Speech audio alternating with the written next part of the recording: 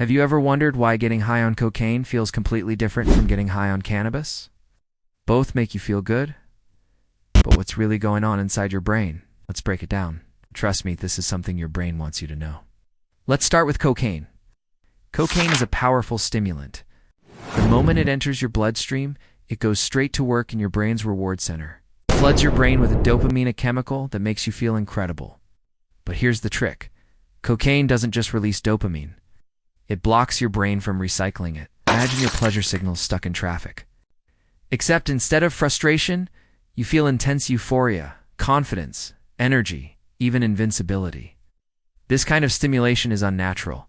It overwhelms your brain's delicate balance. And your neurons, they struggle to keep up. When your brain is flooded with dopamine like that, it gets overwhelmed. Your natural reward system starts to break down. Soon, everyday pleasures like music, food, or even human connections just don't feel rewarding anymore.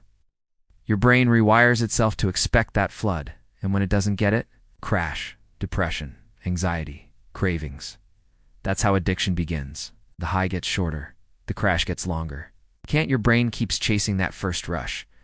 To give you a picture, imagine someone like Alex, 25, working in finance, using cocaine socially on weekends. At first, it's just a party thing. But over a few months, he finds himself needing it to even feel motivated for work. His sleep drops, his moods swing, and he starts avoiding friends unless drugs are involved. His brain's baseline for pleasure nearly gone.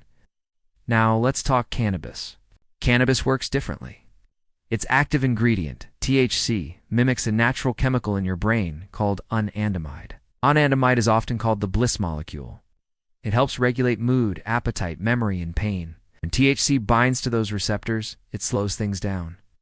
You feel calm, relaxed, maybe even creative or introspective. It's like your brain is putting on noise-canceling headphones.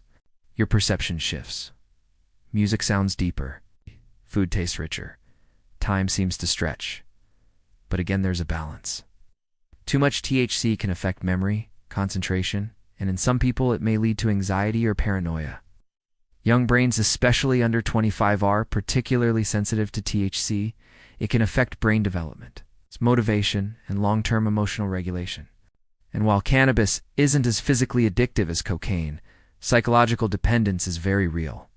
Take Sarah, she started using weed in college to relax, but over time, it became daily. She lost motivation, skipped classes, and found it harder to focus or feel excited about anything. She didn't feel addicted, but quitting brought on irritability and insomnia. Her brain had adapted. Now let's compare the two. Cocaine is like stepping on the gas pedal. It jolts your system into overdrive. Fast, high, fast crash.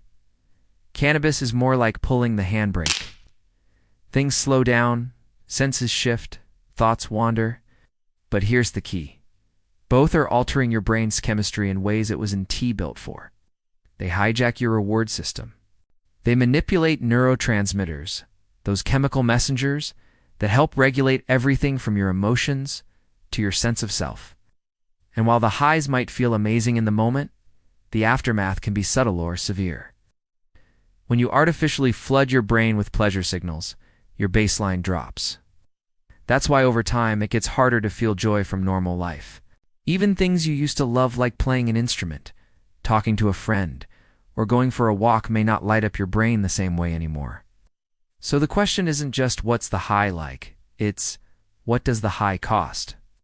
This doesn't mean all drug use leads to addiction. But understanding how these substances work isn't about fear, it's about empowerment. Because when you know what's really going on inside your brain, you can make smarter, more conscious choices. In fact, your brain is already wired to experience joy, creativity, and connection without external substances. And in the next episode, we'll ask the big question. Can you feel that good? Naturally? Meditation, music, cold showers, breath work, even falling in love? These natural tools can activate the same brain regions without the crash. So if you found this valuable, hit that subscribe button, turn on the bell, and stay curious. Your brain is an incredible machine. Treat it like one.